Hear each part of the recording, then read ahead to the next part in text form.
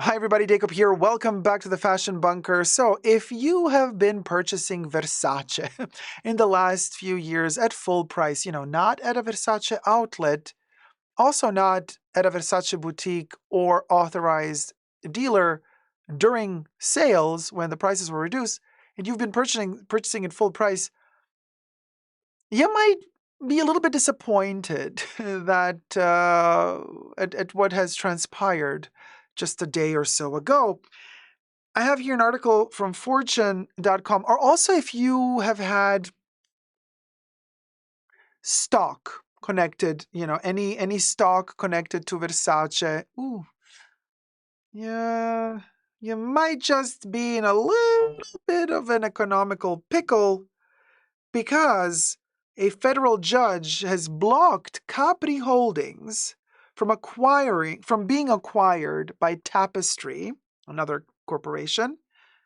So they lose nearly half their value. So people who had stock in Capri Holdings have lost it. That stock has lost like nearly half its value.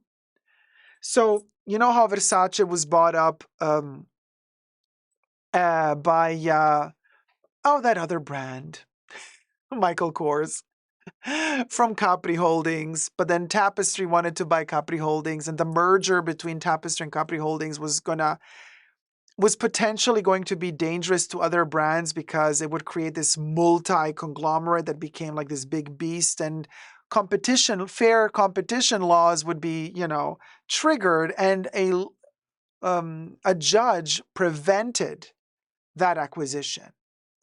But people were already investing in Capri Holdings thinking, oh, well, now that Tapestry is buying them up, this is going to be really cool. Let's gobble up all the stock. Well, people were a little bit too quick and too greedy, and too soon did they purchase so much because the judge ruled against that acquisition. So now Tapestry cannot buy Capri Holdings, which means the stock is plummeting because people are like, oh, hell no, we don't want it no more. So they're dumping the stocks. The end of luxury, baby. This is yet another example. And I've been wondering about this because just a couple of months ago, I remember late July, I went to one of those huge outlet villages and they had a Versace boutique there. Fabulous boutique. I mean, the sales associate was kind of honest enough and we liked each other and we started talking. It was really interesting and opened up and said, like finally Versace also learned to do what other luxury brands are doing when they open up outlets. They manufacture a ton of product just for the outlets. More mass produced, lower quality, you understand. And then there's that smaller portion of items that actually get shipped over from Versace boutiques, items that were made for the Versace boutiques but were not sold for whatever reason, and then they end up being sent over to the outlet. So he was pointing out to me, like, okay, that's made for the outlet. This is from another Versace boutique. That's made especially for the outlet, lower quality. This is from another boutique. And you see the difference in quality, And he said Versace for the longest time didn't do this, but now they finally realize, oh, hold on, we can also do this and make a profit. Now, even though quite a few items in that particular Versace outlet were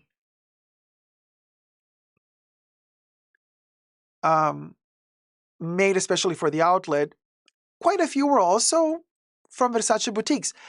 And I noticed that there was a lot of items inspired by Gianni's era. I mean, I'm talking the Baroque prints, the Teatro prints, all the fabulous things that we love from Gianni Versace himself, right? And a lot of those were made for the outlet, but a lot of those were also from the boutiques. And I thought to myself, if these classic looking Versace items did not sell in the Versace boutiques and are now piling up in the Versace outlet, then how exactly bad is Versace really doing? Because they had to, well, they had to. I mean, economically, I don't know what their situation was, but they ended up selling, right? To Michael Kors. And now another merger was supposed to happen. And I'm like, how bad is this company really doing? I mean, I do believe that they're making a ton of money through their, beauty range, their perfumes and such, and the perfumes can enable them to probably survive longer. But how well is their fashion selling? Also, the lack of cohesion from collection to collection. Whoever is designing there, I would think Donatella is still designing because she's the one who steps out at the end of every runway to bow down, and say like, hello, thank you very much for the applause. Her latest show, the Spring Summer 2025 show, it was terrible. Yeah, everything I say in this video is for entertainment purposes only, not rooted in truths or facts. Everything's alleged and just my opinion. So in my opinion only, that collection was really bad. The nicest item we've seen in that runway was actually Donatella. Her red dress that she wore at the end of the show, she was the best in the entire show. So I'm like, but the collection didn't look like a Versace collection. The clothes didn't look like Versace clothes. And I'm like, how are they going to sell this? If they're not even selling anymore the famous Gianni prints and patterns, which is the quintessential stylistic DNA and language of Gianni Versace or of the Versace brand, if that's not selling, then how on earth do they think they're going to sell these other items which appear to be even less Versace-esque? And add on top of that the fact that now that this acquisition didn't go through, the stock is plummeting, as per the article, almost 50%. What's going to happen next? We're already seeing Versace jeans, the sub-label at TJ Maxx, okay, at Marshalls. But like now what? Are we going to start seeing the actual Versace collection also at TJ Maxx? I mean, is the brand going to turn into that other Valentino, not Garavani, but the other one? You know what I mean? They also had legal disputes like who's who. Interesting. But especially complicated the collapse of the stock market. Well, of not the stock market per se, but of the stocks of Versace. Because what are you going to do? How are people going to react? Like, and how is the company going to keep investing in advertisement? Where's the money coming from? It's a publicly owned company. And if your investors are like, oh, hell no, we don't want to deal with this, we're done. How are you going to sustain yourself? How is this brand going to continue? You know what I mean? I mean, how are they going to grow? Maybe they're going to turn into like Gaultier. Jean-Paul Gaultier, he kind of retired, but then he kind of came back, and now their Pret-a-Porter has become just like online only. There's like just always a little capsule collection of like some iconic, mostly 90s, because that's the heyday of Jean-Paul Gaultier. So on his website, you get to purchase the classic Gaultier iconic items from the 90s, and it's always a small amount of pieces. And that's it. There's no more runway. He does an haute couture collection, but new designer every season. That's not the same. So Gaultier Pret-a-Porter is gone, except for this online little thing he's doing.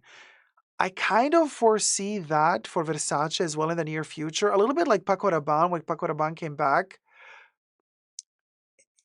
Now they're trying to expand in this latest Spring Summer 25 show, but it's mostly like this retro, vintage, like almost like retrospective every time they make a new item to showcase and to sell. For Paco, in fact, they don't even call it Paco Rabanne anymore. They just call it Rabanne, right? So Gianni Versace, they took off the Gianni because Donatella, So it's just Versace. But I have a feeling it might, in the near future, they might reduce even more and just become an online thing only. I don't know. Kev says Versace is going to be the newer, sexier Kors by Michael Kors or Coach. Interesting. And Mahora says Rabanne Beauty is flopping too. This is interesting to know. This is interesting to know. MMM says Versace needs a new creative director. Yeah. Ludovina says, yeah, I remember the runway. So weird. That's sad. Versace was good, fun, sexy, so extravagant, and flamboyant. Shwan says they probably need a classic hero product right now in this uncertain time. I can't afford luxury, so I don't know what that is for them. I liked bright crystals. So yeah, like I said, I think their perfumes are selling. That's not the issue. The issue is fashion and accessories. They don't have that hero product. They don't have a trending bag. When did we last time hear of any Versace bag being the it bag? Let me tell you, when was the last time? The last time was when Britney Spears had her meltdown, a little bit after that. The bowling bag, the white bowling bag that Britney Spears wore with the intrecciato handles with the Medusa. I mean, it was so Y2K. Those bags were so ugly, but now I kind of love them. That was the last time I remember Versace having an it bag. That's like what, over 20 years ago? Cha. Or 15 years ago. I mean, Kev says Kim Jones ruined both Fendi and Versace with Fendace. That was a whole other can of ugly worms, wasn't it, Kev? Um, yeah, I know. And only the tackiest luxury YouTubers would buy that stuff and wear it. When will their stock collapse? All depends on you when you will realize how scammy they are. Let me know down below your thoughts and prayers. Until then, I shall drink my potion. Thumb up this video and subscribe. Love you loads. Never give up on love.